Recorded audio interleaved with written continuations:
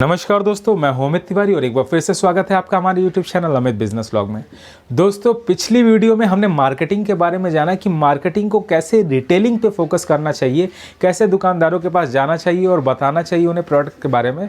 आज की इस वीडियो में हम बताएंगे कि अगर आप मैन्युफैक्चरर हैं और मैन्युफैक्चरिंग करते हैं किसी भी चीज़ का, किसी भी पार्ट का, और आप चाहते हैं कि आपका चैनल बड़ा हो, मतलब बड़ा चैनल हो, बड़ी मार्केट हो, तो उस कंडीशन में कैसे डीलरशिप बनाते हैं, डिस्ट्रीब्यूटरशिप बनाते हैं। डीलरशिप और डिस्ट्रीब्यूटरशिप होता क्या है और उसके बारे में कैसे परसेंटेज निकालते हैं, इस चीज़ के बारे में आज हम चर्चा करेंगे। तो चलिए वीडियो को शुरू करते हैं। चैनल पर नए हैं तो चैनल को सब्सक्राइब कर लीजिएगा और आपके जो भी कमेंट्स हो, जो भी सुझाव हो, हमें कमेंट बॉक्स में ज़रूर बताइएगा। हम उसको फॉलो करने की कोशिश करेंगे, उस पर जो भी जानकारी होगी वो बताने की आपको कोशिश करेंगे। तो चलिए आपको बताते हैं डीलरशिप और डिस्ट्रीब्यूटरशिप होता क्या है। देखिए, अगर कोई भी मैन्युफैक्चरिंग पार्ट है, कोई भी बहुत बड़ा मैन्युफैक्चरर है, तो उससे क्या चाहिए? उसे चाहिए एक चैनल, एक सोर्स, एक कह सकते हैं एक सीढ़ी चाहिए जो ऊपर चढ़ने के लिए। अब अगर हम सपोज़ करिए एक मसाला बना रहे हैं या कोई भी काम शुरू कर रहे हैं जो छोटे लेवल से बना रहे हैं या बड़े लेवल से बना रहे हैं, तो उसे हमें अपनी ब्रांचें फैलानी है। अगर हम एक जगह जाएंगे तो हमें एक ही रुपये मिलेगा, दो जगह जाएंगे तो 2 रुपये मिलेगा, लेकिन हमने लागत लगाई है 10 लाख रुपए की और हम कमाए महीने में 2000-4000 रुपये, तो उससे काम किसी मैन्युफैक्चरर का नहीं चलता है। हर मैन्युफैक्चरर चाहता है कि उसका मार्केट प्लेस वो बढ़े, वो ज़्यादा से ज़्यादा लोगों तक सप्लाई हो। अब ज़्यादा से ज़्यादा लोगों तक सप्लाई करने के लिए 2 तरीके हैं। पहला तरीका ये कि आप खुद जाइए, खुद लड़के लगाइए, वो पॉसिबल नहीं है, क्योंकि उसे आप एक लेवल तक कर सकते हैं। आप डिस्ट्रिक्ट में, सपोज़ करिए हम लखनऊ में, तो हम लखनऊ में लड़के लगा सकते हैं, काम करवा सकते हैं। लखनऊ के बाद अगर हमें गोरखपुर जाना हो तो गोरखपुर में हम लड़के लगवा के काम नहीं करवा पाएंगे। वहाँ पे हमें क्या चाहिए? हमें अपना डिस्ट्रीब्यूटर चाहिए या डीलर चाहिए जो उस चीज़ को वहाँ तक पहुँचाए। तो डीलरशिप और डिस्ट्रीब्यूटरशिप में देखिए होता यह है कि जैसे डीलरशिप दी जाती है तो डीलरशिप एक पर्टिकुलर एरिया के लिए दिया जाता है, एक पर्टिकुलर जगह के लिए दिया जाता है। कि हम लखनऊ में हैं तो लखनऊ में अलीगंज का एरिया जो पूरा है, ये फला नाम के डीलर हैं, उनको दिया गया, वो अपना संभालेंगे। उस एरिया में जो भी मार्केटिंग होगी वो वही करेंगे, दूसरा आदमी हमारे प्रोडक्ट का वहाँ पर मार्केट नहीं करेगा। इसमें क्या होता है कि अगला आदमी जो है वो सिर्फ आपके प्रोडक्ट पे जब फोकस करेगा तो उसे ये कंफर्म है कि दूसरा आदमी ये सामान यहाँ पे नहीं बेचेगा।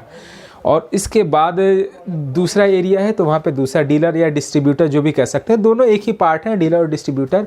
इसमें 3 चैनल होते हैं। पहला हमारा स्टॉकिस्ट होता है या CNF होता है, सुपर स्टॉकिस्ट होता है। इस तरीके से चैनल बनते चल जाते हैं। जैसे CNF हमने बनाया, CNF बनाने के भी 2 तरीके होते हैं। पहला होता है पूरे डिस्ट्रिक्ट लेवल का, दूसरा होता है स्टेट लेवल का। पहला स्टेट लेवल का, दूसरा डिस्ट्रिक्ट लेवल का। अगर आप सपोज़ करिए महाराष्ट्र में है, जैसे बहुत से आपने कंपनियां देखी होंगी जिन पर लिखा होगा मैन्युफैक्चर्ड इन महाराष्ट्र या मार्केटेड इन महाराष्ट्र, तो महाराष्ट्र की कंपनी है और लखनऊ में अपना चाहती है कि पूरा एक CNF बनाए। वो क्या करती है? CNF का मतलब होता है कि पूरे स्टेट लेवल का मार्केट जो है वो उसी के अंडर में आएगा। तो उसने अपना CNF बनाया, मार्केट जो आपका वहाँ से प्रोडक्शन हुआ, प्रोडक्शन चालू किया, उसने अपना यूपी में एक CNF खड़ा कर दिया कि महाराष्ट्र में जो भी प्रोडक्शन होगा वो प्रोडक्शन आपका सीधे आपके स्टेट CNF के पास आएगा। वहाँ से क्या होगा? अपने सेल्समैन और मैनेजर और ASM और GSM, वो सब कंपनी प्रोवाइड करती है लोगों को डिस्ट्रीब्यूटर बनाने के लिए। उसमें क्या होता है? स्टॉकिस्ट बनाने के लिए, जैसे स्टेट वाइज, स्टेट में डिस्ट्रिक्ट वाइज उन्होंने बना दिया। उत्तर प्रदेश में एक CNF खड़ा कर दिया जो पूरे उत्तर प्रदेश को देखेगा। उसके बाद अगला पार्ट उसने क्या किया कि एक छोटे छोटे सुपर स्टॉकिस्ट बना दिए जो हर डिस्ट्रिक्ट वाइज हो गए। अब उत्तर प्रदेश में 80 डिस्ट्रिक्ट हैं, 80 डिस्ट्रिक्ट में कंपनी माल पहुंचाएगी सीधे CNF को, और CNF क्या करेगा? वो छोटे छोटे हर डिस्ट्रिक्ट के जो आपके सुपर स्टॉकिस्ट हैं उनके पास माल जाएगा। ये एक पूरा मार्केटिंग का चैनल बनता है। पूरा एक प्रोडक्शन में कैसे आप मार्केट में फैलाते हैं, इसका एक चैनल बनाया जाता है। कि पहले हमने महाराष्ट्र में प्रोडक्शन किया, महाराष्ट्र से जो भी माल है हमारा, पूरा गाड़ी से, ट्रक से या जिससे भी है, वो उत्तर प्रदेश की एक जगह पे आ गया। सपोज़ करिए लखनऊ उत्तर प्रदेश का सेंटर है तो लखनऊ में पूरे स्टेट का CNF बन गया। अब लखनऊ में माल आया, लखनऊ में आने के बाद क्या है कि हमने चारों तरफ जो है एक एक अपने सुपर स्टॉकिस्ट बना दिए हर डिस्ट्रिक्ट में। लखनऊ के अलावा गोरखपुर डिस्ट्रिक्ट है, मेरठ डिस्ट्रिक्ट है, मुरादाबाद डिस्ट्रिक्ट है, जौनपुर डिस्ट्रिक्ट है, बनारस डिस्ट्रिक्ट है। हर डिस्ट्रिक्ट में एक एक हमने अपने सुपर स्टॉकिस्ट बना दिए। सुपर स्टॉकिस्ट के बाद सुपर स्टॉकिस्ट क्या करता है? अपने नीचे छोटे छोटे डिस्ट्रीब्यूटर बनाता है। सपोज़ लखनऊ डिस्ट्रिक्ट में कई सारे एरिया हैं, कई सारे ब्लॉक हैं, कई सारे तहसील हैं। हर तहसील में, हर ब्लॉक में, हर परगना में एक एक अपने छोटे छोटे डिस्ट्रीब्यूटर या डीलर अपने खड़े कर दिए कि हाँ माल यहाँ से हमारा आएगा और इनके पास जाएगा। अब इसमें किस तरीके की मार्केटिंग होती है? मार्केटिंग का स्ट्रेटजी इसमें ये होता है कि सीएनएफ को कहीं दौड़ना नहीं पड़ता है, सुपर स्टॉकिस्ट को कहीं दौड़ना नहीं पड़ता है। जो मेन आपका मार्केटिंग करता है वो नीचे वाला जो डिस्ट्रीब्यूटर होता है, वो मार्केट में अपना माल आपका सप्लाई देता है, सप्लाई लेता है, ऑर्डर लेता है, ऑर्डर देता है। उसको जब माल की कमी होती है तो वो अपने सुपर स्टॉकिस्ट को फ़ोन करता है, जो पूरे डिस्ट्रिक्ट में एक होता है, कि भैया इतना माल हमें चाहिए, आप ये पहुंचवा दीजिए। जो सुपर स्टॉकिस्ट होता है उसके पास अगर माल कम होता है तो स्टेट सीएनएफ को फ़ोन करता है कि हमें इतना माल चाहिए, आप पहुंचा दीजिए। स्टेट सीएनएफ के पास अगर माल ख़त्म होता है तो डायरेक्ट वो कंपनी को फ़ोन करती है कि आप इतना माल हमारे पास आप स्टॉक में रखिए, ताकि हम अपने जो इस सुपर स्टॉकिस्ट हैं या डिस्ट्रीब्यूटर हैं उन्हें आगे माल दिया जाए। अब ये एक पूरा चैनल तैयार हो गया कि कंपनी ने प्रोडक्शन किया, प्रोडक्शन से उत्तर प्रदेश में एक आदमी बैठा हुआ है जो आपका सीएनएफ है पूरे स्टेट का। उसके बाद वहाँ से माल जो गया चारों तरफ डिस्ट्रीब्यूट हो गया, सारे आपके सुपर स्टॉकिस्ट को, हर एक डिस्ट्रिक्ट में एक सुपर स्टॉकिस्ट है और उस डिस्ट्रिक्ट में जितने भी आपके क्या बोलते हैं एरिया है, ब्लॉक वाइज है या फिर आपका एरिया वाइज है या पिन कोड वाइज है, जैसा भी है वहाँ पर एक एक जो उन्होंने अपना छोटे छोटे डिस्ट्रीब्यूटर तैयार कर दिए जो वहाँ से माल अपना देता चला जाएगा। इससे क्या होता है कि इससे आपका मार्केटिंग जो होती है वो बहुत बड़े लेवल की हो जाती है, बहुत लंबे चौड़े लेवल की हो जाती है। इसको बनाने के लिए काफ़ी मेहनत करना पड़ता है। देखिए जो हमने आपको बोला, बोलने में तो बहुत आसान है, लेकिन जब आप उसको प्रैक्टिकली उतरेंगे कि हाँ पूरे स्टेट के लिए सीएनएफ ढूंढना और फिर उसके बाद या डिस्ट्रिक्ट के लिए हमें डिस्ट्रीब्यूटर ढूंढना, सुपर स्टॉकिस्ट ढूंढना, तो उसमें समय लगता है, मेहनत लगती है। उसके लिए कंपनी जो है एम्प्लॉय को हायर करती है, एएसएम होते हैं, जीएसएम होते हैं, इस तरीके के कई चैनल बने होते हैं। अब इनका प्रॉफिट रेशियो कैसे डिसाइड करते हैं? देखिए जो मैन्युफैक्चरर होता है उसको हमेशा बहुत कम प्रॉफिट बचता है। सपोज़ करिए हम मसाले के मैन्युफैक्चरर हैं और अगर हम ये चैनल बनाएंगे तो हम सिर्फ 2 से 4%, 5% पे काम करेंगे। कहने का मतलब है कि अगर 5 रुपये वाली चीज़ है तो 5 रुपये वाले पे हम सिर्फ 20 पैसे 25 पैसे पे काम करेंगे।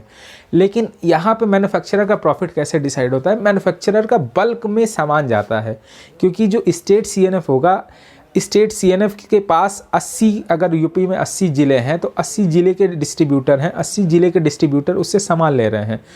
स्टेट सीएनएफ को परसेंटेज और कम जाता है, 5% जाता है। उसके बाद जो हम अपना डिस्ट्रीब्यूटर दे रहे हैं, डिस्ट्रीब्यूटर हमारा 7% पे, 8% पे, 10% पे काम करता है। उसके बाद जो डिस्ट्रीब्यूटर है हमारा नीचे का डिस्ट्रीब्यूटर, वो हर डिस्ट्रिक्ट में जो आपके छोटे छोटे डिस्ट्रीब्यूटर होते हैं वो 15%, 20% पे काम करते हैं। और फिर जो दुकानदार होता है वो अलग अलग सामान के हिसाब से, जैसे मसाले में है, मसाले में रिटेलर को 30 से 35% या 30%, 28%, 25%, अलग कंपनी अलग अलग रेट देती हैं। तो एक इतना अप्रॉक्स 30% के आसपास अगर हम एवरेज लेके चलते हैं तो रिटेलर को 30% का हमें डिस्काउंट दिया जाता है एमआरपी से। इसमें जो भी डिस्काउंट होता है वो एमआरपी से होता है, यानी 5 रुपये वाली चीज़ है तो 30% डिस्काउंट पे उसे मिल रही है, या 10 रुपये वाली चीज़ है तो 7 रुपये में दुकानदार को मिल रही है। अब उस 7 रुपये की जो एमआरपी है उसमें से 10% अगर आप लेस करते हैं, यानी 70 पैसे लेस करते हैं, तो 6 रुपये 20 पैसे की, 6 रुपये 10 पैसे की वो जो आपके एरिया का डिस्ट्रीब्यूटर है उसे दिया जा रहा है। अब उस 6 रुपये 10 पैसे में या 6 रुपये 20 पैसे में जो भी आपका 5% या 7% के आसपास है, वो आपका जो पूरे डिस्ट्रिक्ट का, आपका पूरे डिस्ट्रिक्ट का जो सुपर स्टॉकिस्ट है उसे दिया जाता है। यानी जो 6 रुपये का सामान है हो सकता है उसे 5 रुपये में मिल रहा हो, 5.5 रुपये में मिल रहा हो। उसके बाद जो ऊपर का सीएनएफ है, सीएनएफ को 5% सामान दिया जाता है। 5% से ज़्यादा हमने आज तक किसी कंपनी में देखा नहीं है स्टेट सीएनएफ के लिए, क्योंकि उसका एरिया बड़ा होता है, उसे ज़्यादा सप्लाई देनी होती है, इसलिए उसका मार्जिन कम होता है, तो उसका एवरेज उसी में से निकल आता है। तो यानी अगर 5 रुपये वाला सामान है तो 20 पैसे 25 पैसे पे काम करता है। बाकी जो बचता है आखिरी में वो मैन्युफैक्चरर अपनी मैन्युफैक्चरिंग निकालने के बाद, प्रॉफिट निकालने के बाद, जितना भी एक्सपेंस है निकालने के बाद जो अपना प्रॉफिट होता है उसे लेता है। यानी कुल मिला के कहने का ये मतलब है कि हम जो भी सप्लाई देते हैं, जो भी बनाते हैं, उसमें एक लंबा चैनल चलता है जिसमें प्रॉफिट जो होता है वो मैन्युफैक्चरर का कम होता है, लेकिन उसकी खपत ज़्यादा होती है और उसी हिसाब से जिसकी जितनी ज़्यादा खपत है उतनी ही ज़्यादा प्रॉफिट कम, उतना प्रॉफिट कम करते चले जाते हैं। स्टेट का CNF का प्रॉफिट जो खपत है वो बहुत ज़्यादा है, क्योंकि वो पूरे स्टेट को सप्लाई दे रहा है।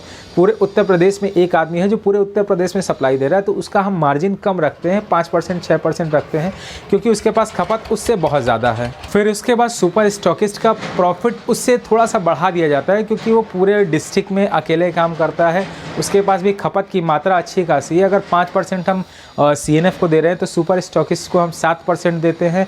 फिर उसके नीचे जो डिस्ट्रीब्यूटर है उनको और बढ़ा दिया जाता है मार्जिन, क्योंकि होता क्या है, उनके पास एक लिमिटेड ब्रांच है, उनको प्रॉफिट दिया जाता है 10%, 12%, 15%, इस तरीके से वो सारी मार्केटिंग डील करते हैं, सब मार्केट में वही पहुंचाते हैं। उससे ज़्यादा प्रॉफिट जो होता है वो रिटेलर को दिया जाता है, क्योंकि रिटेलर को सामान एक एक करके बेचना है। सपोज़ करिए कि दुकानदार है, किसी ने कहा 5 रुपये का हमें बिस्किट दीजिए, तो 5 रुपये का एक ही बिस्किट देगा, इसीलिए उसे मार्जिन जो होता है वो ज़्यादा दिया जाता है, क्योंकि एट अ टाइम लास्ट में उसे ही जो है सामान को हमें बेचना है। जब वो सामान बेचेगा तभी आगे से हमारा प्रोडक्शन होगा और आगे स्टेट CNF को, सुपर स्टॉकिस्ट को, डिस्ट्रीब्यूटर को, फिर हमारे दुकानदार को माल पहुंचेगा। तो एक प्रॉफिट का रेशियो है, इसे निकाला जाता है अपने प्रोडक्शन के हिसाब से, अपने मार्जिन के हिसाब से। इसको निकालने का सबसे मेन और सबसे बेस्ट तरीका ये होता है कि आप कोई भी सामान देखिए, कितने में आप खरीद रहे हैं और कितने में लागत तैयार हो रही है, सारे खर्चे के बाद। अगर हम 5 रुपये वाला मसाला सारे खर्चे के बाद निकाल के बताएं, तो अगर हम 2 रुपये में तैयार कर रहे हैं तो हमें उस हिसाब से परसेंटेज तैयार करना है। अगर हम 3 रुपये में तैयार कर रहे हैं तो उस हिसाब से उसका परसेंटेज जाएगा, और अगर 1 रुपये में तैयार कर ले रहे हैं तो हमें 4 रुपये जो बच रहे हैं उसी 4 रुपये में हमें परसेंटेज जो है बढ़ाना है, लोगों को देना है। तो ये एक पूरा तरीका होता है। जब आप किसी भी काम को करेंगे, किसी भी मैन्युफैक्चरिंग में जाएंगे और आप इस फॉर्मूले को अप्लाई करेंगे, तो एक पूरी टीम आप बनाएंगे। टीम बनाने के बाद उस पर डिसाइड करेंगे कितना परसेंटेज देना है, कितना हमारा कन्वेंस में जाएगा, कितना हमारा फ्रेट चार्ज लगेगा, कितने अदर एक्सपेंसेस लगेंगे, वो सारी चीज़ें डिसाइड करने के बाद आप परसेंटेज निकालेंगे। तो ये जो एक स्ट्रेटजी है बिज़नेस को बड़ा करने की, बिज़नेस को बढ़ाने की, ये वहाँ पे काम आती है जहाँ पे प्रोडक्शन का लेवल बहुत ज़्यादा हो, आपके पास पैसे बहुत ज़्यादा हो, बहुत बड़ी फैक्ट्री लगाए हो आपने, और उसमें आपके प्रोडक्शन की कैपेसिटी भी उतनी हो, क्योंकि आपने पूरे स्टेट में, पूरे प्रदेश में अगर सप्लाई देना शुरू कर दिया और आप प्रोडक्शन नहीं कर पा रहे हैं, तो आपका सप्लाई चेन वहीं फेल हो जाएगा। इस वजह से इसको बहुत बड़े लेवल से सप्लाई चेन जो है शुरू कर सकते हैं, बता सकते हैं। अगर आप छोटे लेवल से शुरू कर रहे हैं और आप ये चैनल बनाना चाहते हैं, तो अगली वीडियो में हम आपको बताएंगे कैसे आप छोटे लेवल से आप शुरू करके अपना चैनल बना सकते हैं, क्योंकि वीडियो काफ़ी लंबी हो रही है।